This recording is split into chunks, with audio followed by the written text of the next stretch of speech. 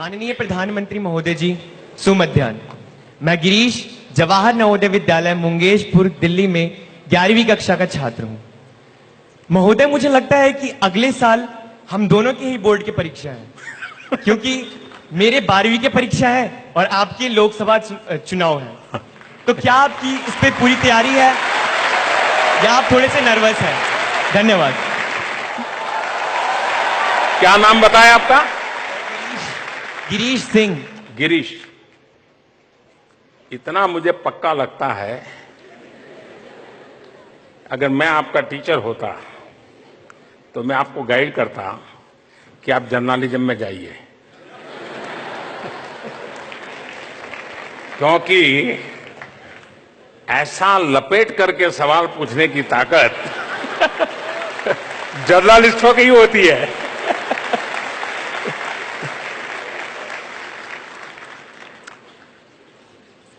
देखिए, मैं हमेशा ये मानता हूं कि आप पढ़ते रहिए,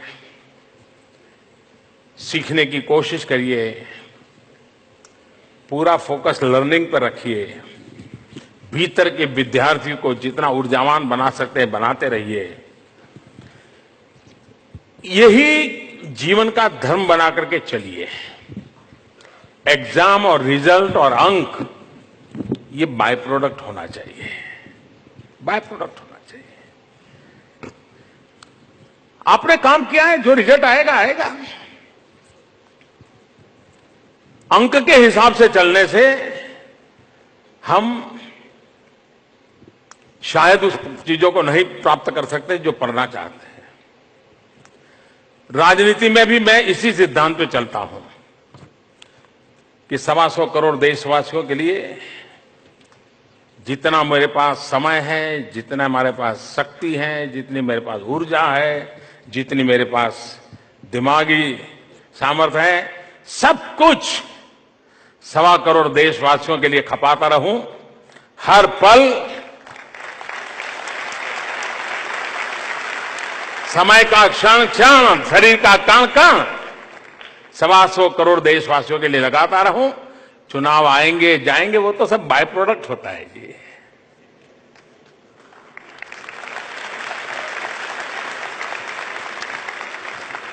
और दूसरा, हम लोगों की तो स्थिति ऐसी है, आपकी तो एग्जाम साल में एक बार होती होगी, हमारी दिन में 24 घंटे होती है।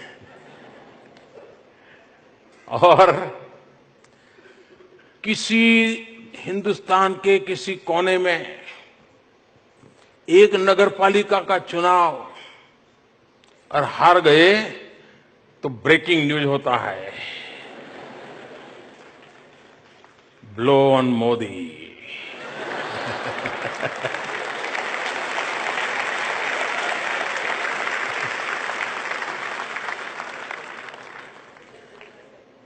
और इसलिए हमारे लिए, और दूसरा है जी, कभी कभार मैं तो राजनीति में बहुत देर से आया हूं, बहुत लोगों की बात गले नहीं उतरती है।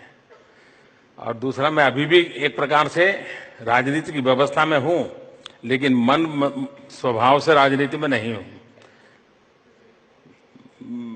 मेरे वो नेचर में ही नहीं है। मेरे नेचर में है कुछ करना है, बस करते रहना। लेकिन जब मैं राजनीति में नहीं था तो पुराने जमाने में जनसंघ नाम की एक पार्टी हुआ करती थी और उनका दीपक नाम का निशान हुआ करता था। और वो पार्टी इतनी गरीब थी कि दीवार पर दीपक पेंट करने के लिए भी उनके पास बड़ा मुश्किल होता था। अब गुजरात में चुनाव थे तो उन्होंने कोई 103 कैंडिडेट खड़े कर दिए और जो मिला, लड़ना तैयार हो, लो लड़ो। अब खड़े हो गए सब लोग। 103 में से 99 का डिपॉजिट चला गया, डिपॉजिट जब्त हो गया। और चुनाव में, राजनीति में डिपॉजिट जब्त होना है ना, बहुत बुरा माना जाता है। 4 का बच गया। तो मुझे बराबर याद है कि वो जनसंघ वालों ने इन 4 लोगों का जो डिपॉजिट का पैसा वापस आया, उसकी एक बहुत बड़ी महफिल की, बड़ी पार्टी की और बड़ा आनंद से मिठाई बांट के खाई। क्यों? तो बोले 4 लोगों की डिपॉजिट बच गई है। ये जो मिजाज होता है, वो वहां से यहां तक पहुंचाता है। अटल जी कहते थे हार न मानूंगा, ये हार न मानूंगा जो जिजीविषा होती है, ये हर एक के भीतर होनी चाहिए।